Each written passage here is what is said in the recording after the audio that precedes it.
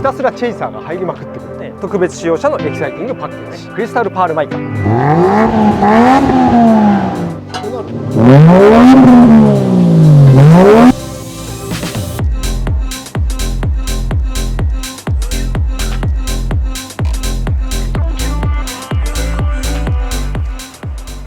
い、よし君こんにちは。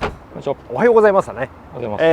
は5月の15日、時間は10時40分。今日の最高気温は29度までいくそうです。暑いね。暑い。もう2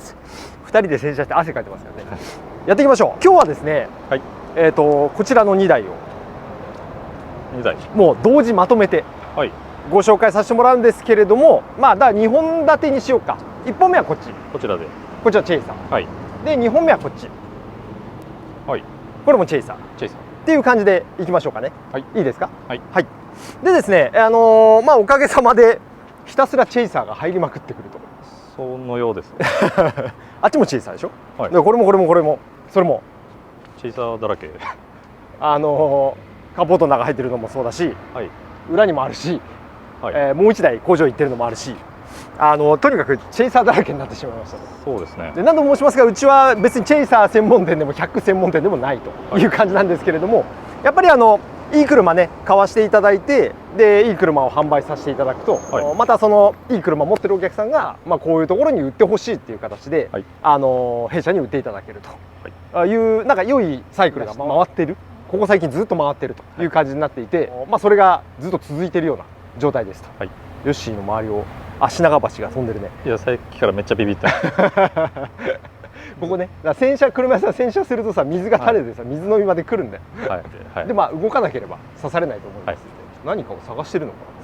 なまあいいや、はい、でやっていきましょう。こちらの小さなんですけれども、これも2台ともお客様から直接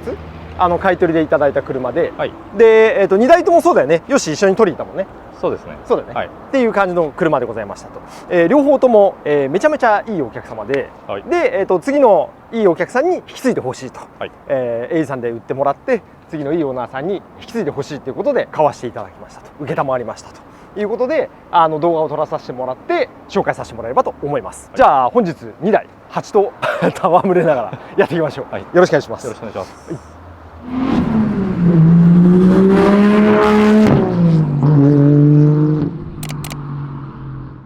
はい、じゃあよし君行きましょう。はい、はい、先にちょっと2台とも一応ざっくり内容言おうかな。はい、こっちのチェイサーに関しては、平成10年式の、チェイサー前期型のモデルになって、はい、グレードはねツアラー V のエキサイティングパッケージ、はい、覚えてる？エキサイティングパッケージは綺麗なパール、そう覚えてるね、はい、っていう感じの車でございます。はい、で、距離がね13万キロぐらいかな。はい、でマニュアルですと。こっちに関しても、こっちも平成10年なんだけど、こっちは後期のツアラー V、普通のツアラー V で、17万キロぐらい。はい、でこれも、マニュアル車という感じの2台です。まあ当然ながら安いのはこっちで、値段差でいうとね100万まではいかないか、でも780万ぐらいこっちの方が安いので、はい、っていう感じでございました。 OK ですね。はい、はい、で、まずはじゃあこっちの、エキサイティングパッケージから紹介させてもらえればと思います。はい、車両の概要をもう一回言うと、1998年式、平成でいうと10年式の、前期型、はい、で、グレードはね特別仕様車のエキサイティングパッケージ、はい、さっきヨッシーが言ったようにちょっと見てもらうと、まあなかなか動画で伝わるかどうか難しいところ、これね夜じゃないとなかなか伝わらないんですけど、はい、まあこういうところのライン見てもらうとね、綺麗なこう青紫がかったパール、カラーコード047の、クリスタルパールだったかな、はい、クリスタルパールでいいんだったかな、クリスタルパールマイカの、ボディカラーが特徴で、まあ、あとそれ以外にもシート生地が標準のグレードと違ったりとか、はい、カーボンって言いながらカーボンなのと思う B ピラーであったりとか、はい、プライバシーガラスリアワイパーみたいな、まあ、ここら辺が特別装備という形になっております。走行距離がね13万2300キロ、はい、車検が来年6月で、シフトはマニュアルなんだけれども、乗せ替えのマニュアルです。はい、オートマからマニュアルに乗せ替えと、そんな感じの車でございます。じゃあ早速外装見てみましょうか。はい、外装に関してはパッと見ノーマルっぽいんですけど、そうですね、はい、実はですねこのバンパー、はい、これ後期型のバンパーに書いてあるんですよ。あ、前期だけどこれは後期、そういうこと。バンパーだからバンパー形状と、まあ、フロントリップの形状が若干違うのかな。これね見比べないと結構、まあチェイサー乗りの人だったらあれかもしれないけど、はい、これから買おうかなとかって思う人だと何が違うのって感じなんですけど、はい、まあちょうどいいよ。こっちに前期があるから見比べてもらうと、よし、分かる違い。これが前期だから、分かりますか？なんか下側が出っ張ってるような。下側が出っ張ってるここのね、なんか形状がねちょっと変わってるよね。とか、フォグランプに関しても曇りかかってるかクリアになってるかの違いとかっていうのもあります。はい、そうだ、このお客さんは、バンパー後期型に変えてあるという感じになってますね。で、純正リップがついて、はい、で、サイドに関しても純正のサイドスカート、純正のリアスカートっていうのかな、リアスポイラーがついてるという感じの外装になっていて、まあ基本ノーマル、見る人が見るとお後期型バンパーついてるじゃんみたいな、はい、一応そんな感じの仕様になっております。であとは、足回りに関しては、ワークのこれエモーションの17インチかがついているのと、はい、車庫調に関しては、ブリッツの、ダンパー WZ だったかな、 WZR の車庫調がついているという感じになってます。まあちょっとね結構傷あったり錆あったりするんで、まあここら辺はあんまり気に入らないっていう人がいたら自分で変えちゃってもいいんじゃないかなとは思います。車庫調はね、なんかそんな錆も固着もなくまだ程度良さそうよ、はい、っていう感じです。でじゃあ後ろ行きましょう。まあ、リアに関しても、ほとんどノーマルでマフラーだけ、バイパーっていうマフラーですね、はい、バイパーってセキュリティのバイパーじゃなくて、はい、埼玉の業者さんだったっけな、100系とかいじってる会社があるんですけれども、ショップさんか、はい、あるんですけども、そこのオリジナルマフラーという形になっています。これね車検通んのかな、まあ微妙だよね出てるようには見えます。出てるように見えるよね。はいという感じでございました。でこの車お客さんからマフラーとは別で、はい、もう1個マフラーもらったんだよね。そっちだったら車検通るのかな、ちょっと試してないんですけれども、はい、聞いてみようね、はい、忘れてたねじゃあ次は外装の傷見ないとね。傷もねこれねあんまりないんだよ。フロントエアロ下、これねこんな感じですか、はい、ちょっと飛び石ありますか、こんなもんですか、はい、っていう感じです。で外装はねまだちょっと残っちゃってるかな。ちょっとねくすみがあったんですけど、はい、磨いたら軽く磨いたらだいぶ落ちたんで、これもう一回がっつり磨けば多分かなりつるっと綺麗になると思います。はい、よし覚えてる？結構雨染みすごかったの。あ、そうですね。ちょいちょいありましたね。そう、はい、ちょっとさここら辺俺やったのよ、ポリッシャーでビーって、はい、そしたら綺麗になって、綺麗には見えますけどね。綺麗になっちゃって、ここだけやったらさ、はい、止まらないじゃん。だから10分ぐらいちょっと試しにやってみようってやったら止まらなくて、はい、で結局3時間4時間ぐらいかけたのかな。一周とりあえずちょっと磨きたくなっちゃって、だいたいやるしかないです。1箇所やったらだいたいやるしかないから、はい、だからそれやってだいぶ綺麗になりましたと、はい、でもまだやっぱりまあね僕もその磨きのプロじゃないんで、はい、こういうのはやっぱ磨きのプロにお願いして全部落として、はい、でガラスとかもウォータースポットとか落としてあげればめちゃめちゃ綺麗になるんじゃないかなと。でまあそこからコーティングかけてあげれば OK かなっていう感じですかね、はい、あとは、左のフロントフェンダーここちょっとめくれありますね。まあ車高低いからね当てちゃうよね、はい、っていうところがあったりとか、あとドアモールにちょっと小傷があったぐらいだったかな。ヘッドライトとかねめちゃめちゃ綺麗だからね。ですね。ここら辺か、ここら辺ですね。ちょんちょんっていう感じですかね。まあこんなレベルです。はい、OK ですか。はい、そう綺麗でしょ。でも大した傷ではない。大した傷ではない。むしろ全然綺麗。はい、はい、っていう感じの車でした。ヨッシーもね一緒にいたから分かるんですけど、めっちゃこう車に愛着があるお客さんでしたからね。奥様もね一応屋根保管だったんだよね、はい、そう屋根保管だったんだけど、後ろ側からだか前側だからちょっと日が当たるから、はい、なんかちょっとこうやってたみたいなお話はされてましたけれども、はい、まあいずれにしても結構大事に気を使って、乗られてたんじゃないかな。まあじゃないとやっぱりここまで綺麗に保つのって結構難しいんで。そうですよね、うん、はい、でこの前のオーナーさんはだから平成22年から持ってたのかな、はい、だから12、3年は所有してたのかっていう車なんですけどね。じゃあ内装行ってみましょう。はい、はい、じゃあちょっとエンジンかけちゃいますね。はい、内装に関してははっきり言ってほとんどノーマル、何もついてないか。オーディオもノーマルだからね、はい、一応ラジオは入ります、はい、でここスイングはちゃんと動きますし、切れがちな時計もちゃんとついてますよという感じですし、まあ、こっちのパネル多少色あせ出てるけどまだ生きてて、でただドアのここのパネル、はい、これに関してはもうクリア浮きが出ちゃってるんで、そうですね、まあ程度いい中古とかあれば、まあ、交換してあげてもいいのかなと思います、はい、で、100系はねまずは見なきゃいけないのはこのダッシュボードね。ここもさっき言ったように保管状態が良かったので、はい、まあ、前期型ですけれども、ほとんど浮きは出てないという感じでございます、まあ、この浮きが出ないのをうちも大事に守ってあげたいので、ちゃんとカバーをかけておきましょうという感じですね。ヨッシーもそうだけど買い取りでいただいた時はね、はい、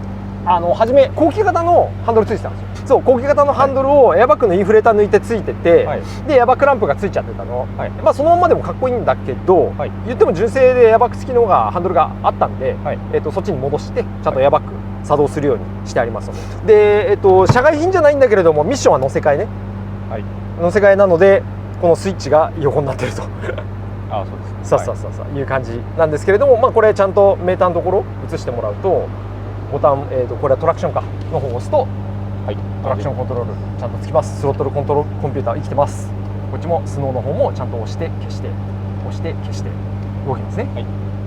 という感じでございました。でそう、ミッションに関しては、はい、乗せ替え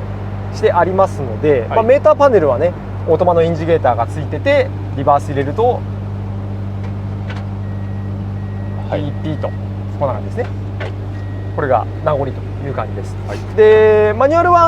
ミッション乗せ替えはお客さんがオーダーして、ショップさんにお願いしてやってもらったらしいんですけれども、はい、いつも何度も言うように、まあ、転売目的っていうか、まあ、販売目的って言ったらいいかな、業者さんなんで、はい、適当に組んでオークションに出てきたミッション乗せ替えじゃなくてちゃんとお客さんがショップさんに依頼をしてミッション乗せ替えてる車になりますので、完成度は、まあ、ペダル類とかもそうだしミッションの入りとかもそうだし、はい、かなりしっかりしてるっていう感じでございます、はい、こんな感じですかね、はい、で、コンピューターに関してもマニュアルのコンピューターになってるらしいので、はい、ちょっとこれ僕が現物を確認したわけじゃないんでお客さんが聞いた情報なんであれですけれども、はい、ちゃんとなってるので作動も全く問題なしという感じでございました。でシートの状態も、まあ、特に痛みとかなく綺麗な状態が保たれていると綺麗ですね、はい、いう感じでございます。エキサイティングパッケージだからねちょっと高級感ありますかね、はい、じゃあ次はエンジンルーム行ってみましょう。はい、はい、よっとこんな感じです。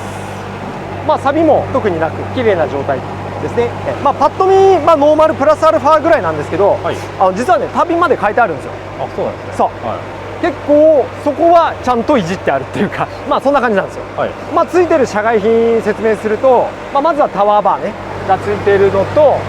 あとは、インタークーラー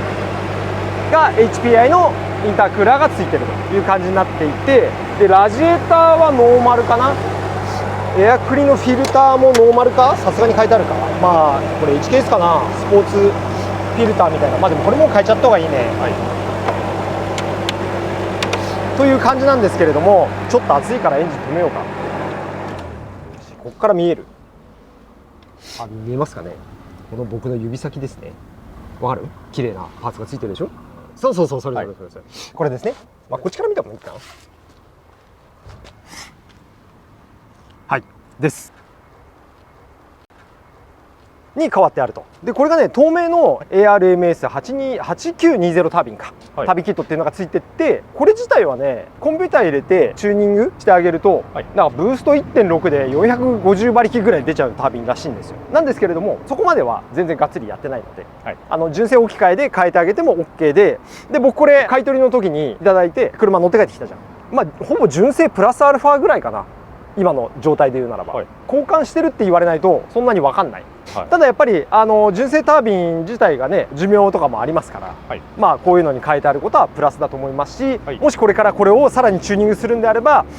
まあ、コンピューター変えて、まあ、ラジエーターも変えてあげた方がいいね、まあ、インジェクターとかそこら辺変えてあげてパワーアップしていけばもっと出力上げることもできる車っていう感じでございます、はい、で修復歴はないので、まあ、特段何も変えてませんよっていう感じで、ございましたと。あとあれだね、タイミングベルト95000キロ、平成24年だから10年前かでもに書いてあるって感じですね。ちなみにねタービンはねあれよ、もっと新しいからね。タービンはね平成29年10月だから5年前で、走行距離が11万7000キロの時で今13万2000キロだから1万5000キロ前に変えたばっかりだ。最近ですよ。うん、まあ5年前を最近というのがあれだけど、でも1万5000キロ前に変えてあるっていうのは、まあまあ綺麗だからね、いいんじゃないでしょうかという感じです。こういうところもちゃんと抜かりなく変えてあるのがいいよね。結構さ、もう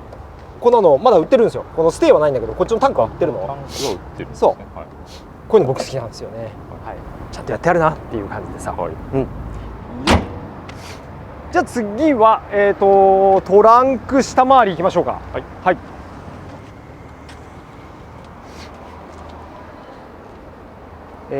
じゃあトランクはこっちから。問題ないですね。はい。はい。はい。まあここら辺の程度のいい車はほぼ流れ作業になりますね。問題ないですね。はい。はい。はい。はい。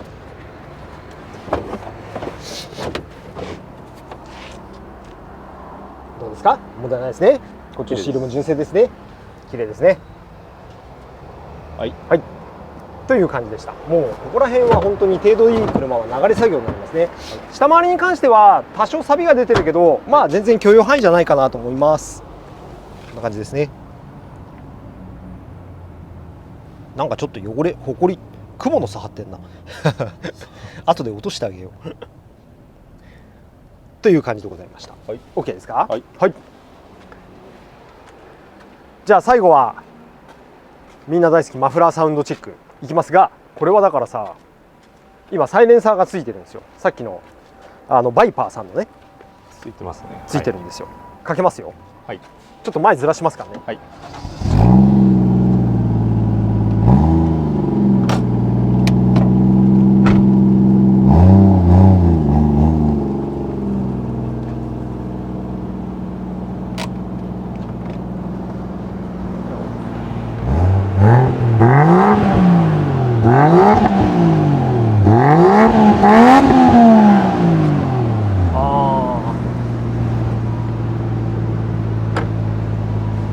そう、これ排気系に関しては、まあ、さっき、タービン変えてるって言ったじゃん、はい、そこから触媒は GP スポークスの触媒がついて、リアマフラーがこのバイパーってやつになってると、一応そんな流れになってます。やっぱりこの封印解きたいですよ。気にはなりますよね。気にはなる、はい、じゃあやってみましょう。はい、はい、封印を解いていきますか。お願いします。まあとはいえですよ、前回だからあれだよね、スタンス仕様のさあったじゃないですか、チェイサーブラウンの。そうそうそうそうそう、はい、あれとレイアウトは多分同じだと思うんだよね、ほとんど。やっぱりこういうリアルの感っていうのは、なんでおおよそ想像はつきますし、さっきのだってこのさサイレンサーつけた状態でもさ踏むとまあまあうるさかったよね。それでもね、はい、となるとだそれでももうちょっと静かにしたい方なんかは、はい、ここにウール巻いてぐるぐるぐるってやってあげれば OK という感じなんだけどね。では封印解きました。少し離れてください。いきます。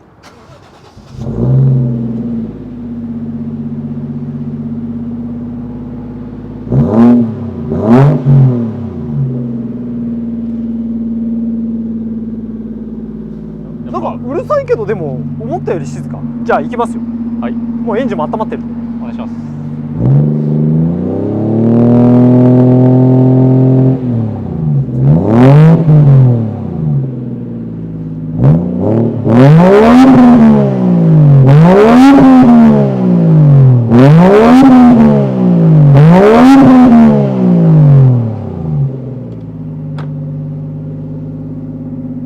なんか俺前のだからブラウンのさ音ちょっと挟んでほしいんですけど、な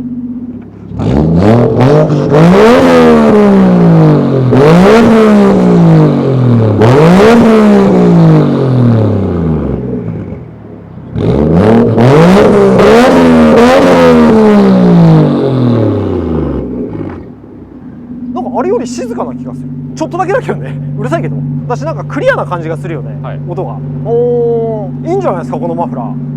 まあ、この状態に乗っちゃダメだけどね、はい、でもねサーキットとか行ってこの音で走ったらめちゃかっこいいと思う。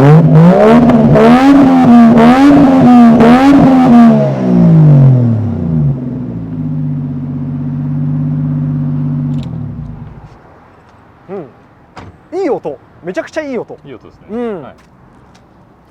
へえ、ワイパーマフラーいいじゃない。まだ多分ね売ってると思うよこれ。あ、売ってるんですか。最近って言ったらいいのかな、大手メーカーさんなんかはさ、排ガスもそうだけどやっぱり車検とかね、いろんな法規制の中で結構おとなしめのマフラーしか多分今作れないと思うんですよね。だからこういうエキサイティングなマフラー、こういうマフラーはなかなかね作れないので結構貴重だと思います。ついでにね、俺もさ3人についてるさマフラーなんかもさ、やっぱ規制前っていうの昔のマフラーをつけてあるから、音はそれなりに音量出るんだけどさ、逆に34の方でこの間買ったマフラーなんかはさ超静かだから本当に純正と変わんないじゃんみたいなこの音はいいね。これはいいよ。よし 1J の音だよ本当に。 OK。 はい、よし君封印しました。はい、もう一度音聞きますか。はい。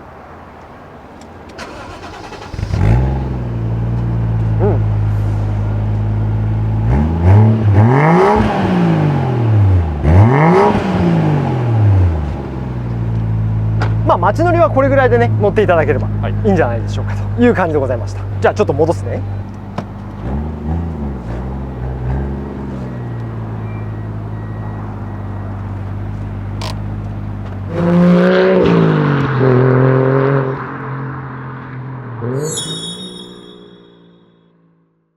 はい、じゃあよし君、一応そんな感じで締めますか。はい、締めるんですが、まだ実はセールスポイントあって、そうそう忘れてた、メンテナンスの記録簿も結構しっかりありますと。初めの方はちょっとないんだけど、平成19年から19年、21年、23年、24年、25、27、29年で令和136年、これ5年じゃないかなの記録簿ありと。だから10枚ぐらい記録簿あるんで、メンテナンス記録簿しっかり残ってますと。転勤しっかりやってましたと。で、さっき言ったようにタイベルウォーターポンプも、書いてあると。で、旅も書いてあるとっていうところで結構メンテナンスは、しっかりやってたんじゃないかなと思います。で、外装の傷もそんなにないし、タイヤの山だけね、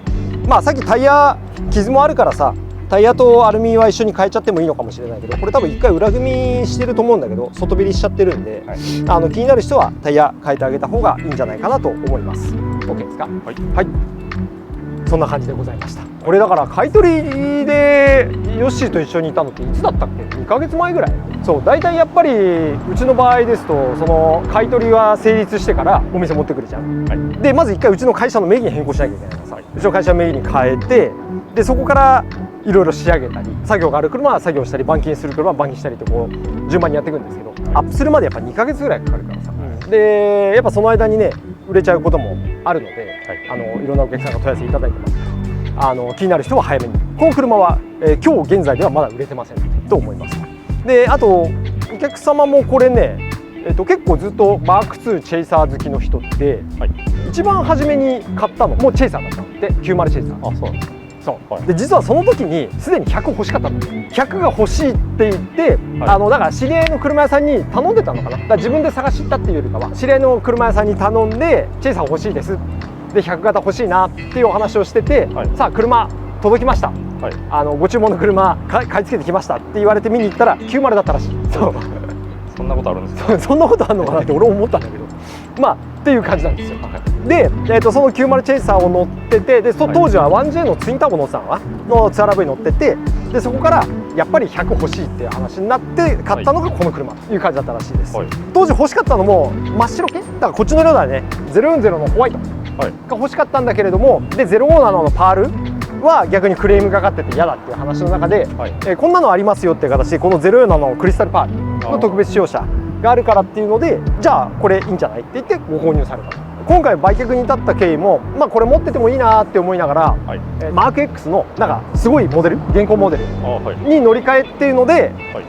この車を売ろうって話になってました。もう持っててもいいかなと思いながら、さすがに2台持ちもっていうのもありますから、売るって話になって、でうちに YouTube 見てもらってたんで、買い取りのお問い合わせいただきました。で僕は大体これぐらいじゃないですかってお値段をお伝えしました。でその一方で買い替えですから、買うところに下取りでいくらぐらいになりますかって聞いたらしいんですよ。多分ね全然うちの方が高かったらしいです。初めはそのマーク X 売ってるところね、うちでも下取れますからいくらぐらいですってお客さん言われたらしい。でお客さんはうちから言われた値段をそのままお伝えしたらしい。そしたらもう全然かなわないですよね、それはそっちに行った方がいいですっって話になったらしい、はい、まあ、それで、買い取りうちでご制約いただいたって感じですね、で、メールである程度もうお話もいただいてたし細かい内容も話してたし、まあ、細かい傷とかもさっきのこのドアモールの米粒ぐらいの傷も写真送ってくれたりとかね、まあ、ほとんどお伝えした値段そのまんまで買わせていただいたって感じですね。で結局行ってさっきの甘染みとか磨き時間かかるなとかちょっとマイナスしたいところも何箇所あったんですけど、はい、まあね買い取りでお邪魔した時もの動画にも言ってたけどさめちゃめちゃいい人なんでね、ヨッシー君もめっちゃ良かったじゃないですか。でリンゴジュースがまためちゃめちゃうまかったじゃないですかそういうのがあったんでもういいやそのままいっちゃおうみたいな感じなんでちょっと買い取りの値段としては高かったかもしれないんですけどまあまあやっぱねお任せしてくれたお客様なんでなんかそういうのにはこうなびいてしまう方ですから、はい、そのまま行きましたという感じ、はい、なんでそんな感じでねとても思い入れの詰まった車をお客様から直接お譲りいただいてでそのまま販売させていただくって形になりましたので、はい、まあそんな程度のいい車ですから、まあ、欲しい人がいたら問い合わせしてきてもらえればと思います。でじゃあこっちは終わりね終わりです、はい、でその次はこっちの車行きましょうか。次回はこっち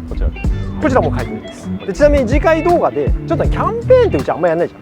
そうですねキャンペーンやんないんですけど、はい、ちょっとキャンペーンチックなことを柄にも合わずやろうと思ってるので珍しいです珍しいでしょうかそれをお伝えします、はい、なぜならば、このお客さんから一つ言われてることがありますので、はいはい、なので、それはまた次回動画楽しみにしてもらえればと思います、はい、OK ですか、はい、はい、じゃあ引き続きよろしくお願いします。本日はありがとうございました。一旦ここまで。